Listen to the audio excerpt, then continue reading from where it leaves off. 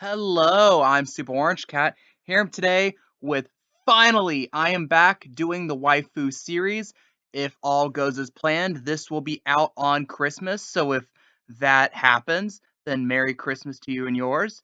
And if not, Happy Day After Christmas to you and yours.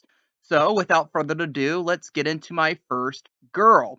First girl is someone that is very familiar to my channel, and that is Noelle Silva from Black Clover. I'll point out that 3 of you guys suggested her, so she was a very sought after person. And like you've seen, if you've watched my videos, especially my Toonami updates, Noelle appears a lot in them. And typically, what that means is I have a very high opinion of them. So you know very well I'm going to have a very high opinion of Noelle. So, her personality is she is at the same time stubborn yet reserved. Like, you have this whole backstory where she's kind of like the black sheep of her family, but it's this high level snooty family, so she's still a bit snooty to everyone, especially to Asta very early on in the show, which is kind of a trope. And it's also kind of trope that she grows to trust the Black Bulls more as the series goes on and on. And one thing too I really loved is she had her own plot line. Usually when you have like a female lead character, like the female love interest. Let's be honest, she was more of a kind of a love interest at points of the show to Asta. This person's basically just someone who's along for the ride. Noelle has her own plot line, and I loved the show for just doing that. She had her own revenge to take, and I love that. And also the fact, again, and I kind of mentioned this earlier, saying how she's on my videos. She's very cute. She's very photogenic. I put here in my notes. And all things considered, she's a very nice, sweet, kind person deep down, but she has a bit of inferiority complex, which takes her down from being a perfect score, in my opinion. So I would give Noelle Silva an 8.5 out of 10. The next girl I'm covering is Motoko Kusanagi from Ghost in the Shell. I'll also point out that 2 of you suggested her. And my first impression of her when I first read into details about her, first things first, I really never got into Ghost in the Shell. I know that's kind of a sin considering how Adult Swim Action would play Ghost in the Shell and Second Gig all the freaking time back in the day. I never got into it, but I went and I looked into Motoko's character, and my first impression is like she's a cyborg character, but like what if she was like Elle from Blade Runner Black Lotus, but not as static? Where Elle seems to be this character on this specific track, Motoko seems to actually have something of a personality. And fortunately for me, and fortunately for I bet the 2 people who suggested her, she is very horny. I'll say might be the best thing. She's a lot like the was it the cat girls from Dominion Tank Police, but like instead of where the girls from Dominion Tank Police had like an IQ like that of like a 3rd grader, and that kind of got weird at points. But Toko's actually very advanced, very intelligent, and Atoko uses that to her advantage. And again, that's something I really like. One of the biggest things I really like in a girl's intelligence. I want her to be able to understand what is going on because stupidity is just a general turnoff, not just in girls, but as a person to me. I really hate stupid people and I can't bear stupid people. So that goes along with her, and that's a positive. All things considered, I gave her a 7.5 out of 10. The third girl I'm covering is Yoko Littner from Gurren Lagann. Somehow only one of you suggested her, because I've seen her everywhere for forever. People always talk about, oh, she's hot, she's waifu material. So I'm surprised she's not one of those where like 4 or 5 people suggested, but one person did suggest her, so I am covering her.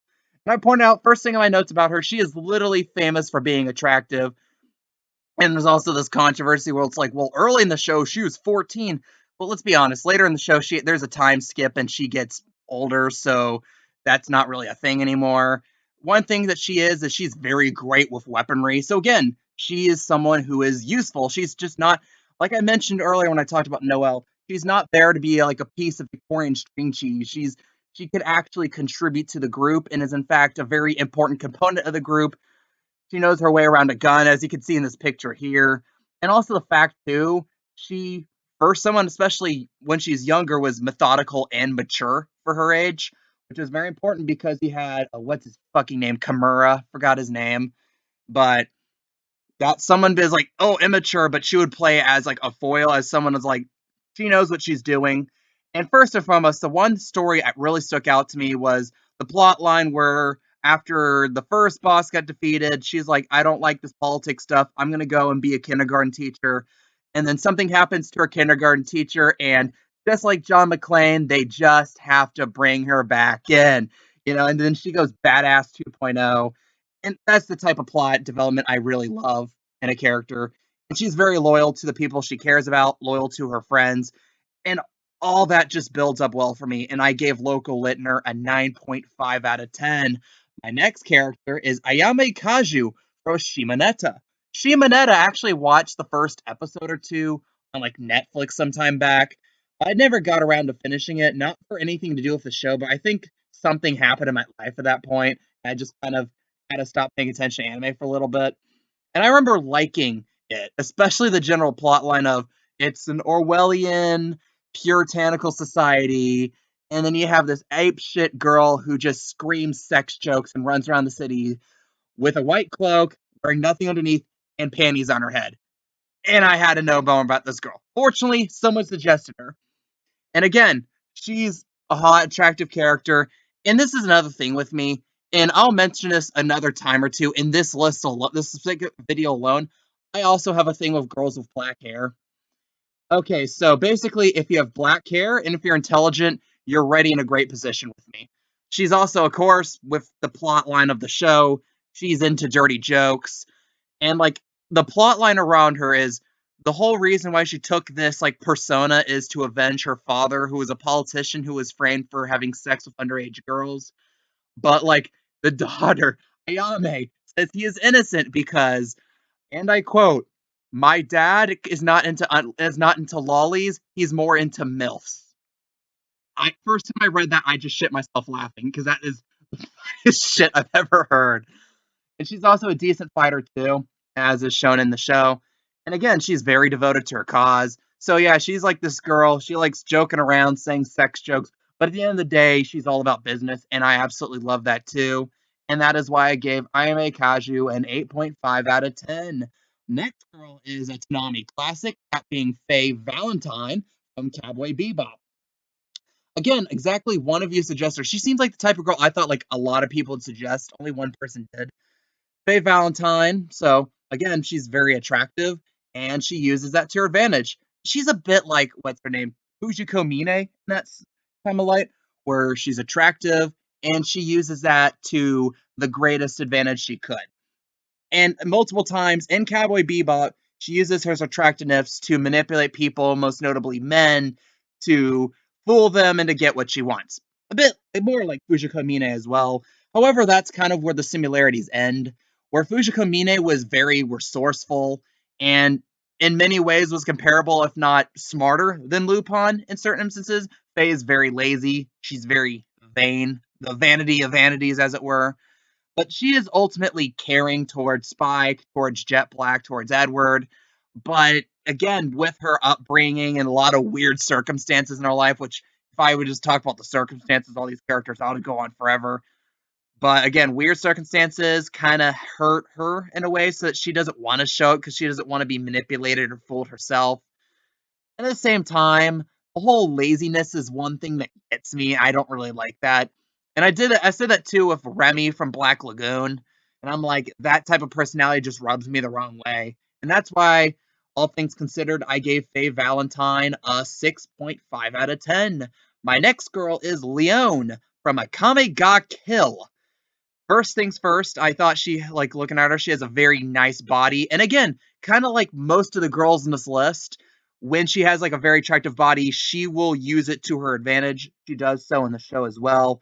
But also, she is also a mannerless tomboy. She is very, I wouldn't say flirtatious, but she's very, like, one of the boys, hangs out with the guys, can definitely blend in with the guys.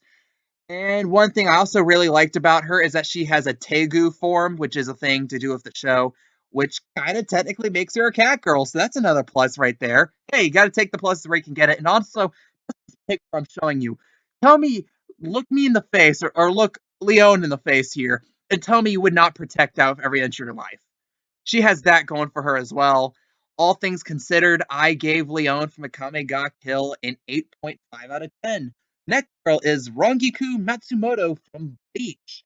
Now, again, like most of the girls specifically in this list, specifically in this like video, she flaunts her body to her advantage. And again, and a bit like Faye Valentine, she has a tendency to be lazy, reluctant to work, reluctant to do anything. But again, and you might be wondering, well, how did she get to as high a position she did in the show? Well, it's the fact that all things considered, she is still a very good, very solid, very respectable fighter. And when she has to be serious, she will be serious and help save the day. So again, that still again the whole laziness, the slow to work thing is one thing I don't like as well. I like people that are more industrious. So again, in this whole that's a bit of a turnoff to me. But again, she knows when to be serious. That's still a big plus, in my opinion, of her. So all things considered, I gave Rangaku Matsumoto of Bleach a 7 out of 10. The next one is, like a few in this list, a Toonami darling, that being Kagame from Inuyasha. Kagame from Inuyasha. I can go into kind of like what her background is, but again, I'm not going to take 30 hours to make this video. She is kind of in many ways more of a victim of circumstance. She is, long story short, she was like born with a gem, got sent 500 years in the past, gem shatters, chaos ensues, and that kind of put her in the world of Inuyasha. But again, and she's someone that, despite being thrown into this ugly situation, was able to adapt to it and available to, prove herself. And also the fact it helps that she's very cute, in my opinion. And again, I told you earlier, the black hair. I have a thing for girls with black hair. It's something I absolutely love. So that was another plus in my book. And again, and I mentioned this in my notes, she learns over time to be very capable, very deserving of her inborn power.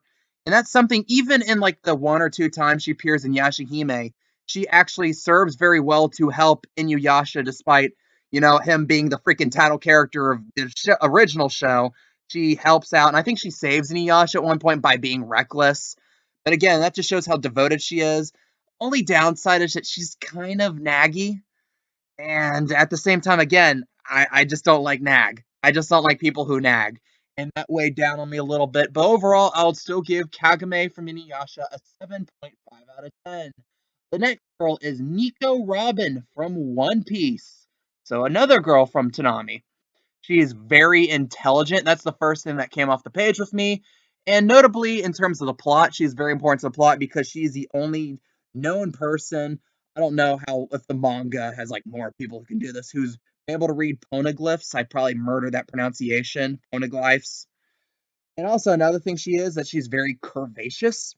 And again, she has that darned black hair. I probably bumped up another point or so right there. And that's one thing I'm really into. She's very capable, and she has an interesting power where she can reproduce any part of her body on a surface, which is something that sounds bizarrely specific, and the type of thing that wouldn't be exactly useful in the normal situation. But again, intelligent, knows how to read poneglyphs, so she's able to use her intelligence to figure out situations where this power would be useful. And I like that. I like that too. And I gave Nico Robin from One Piece an 8 out of 10.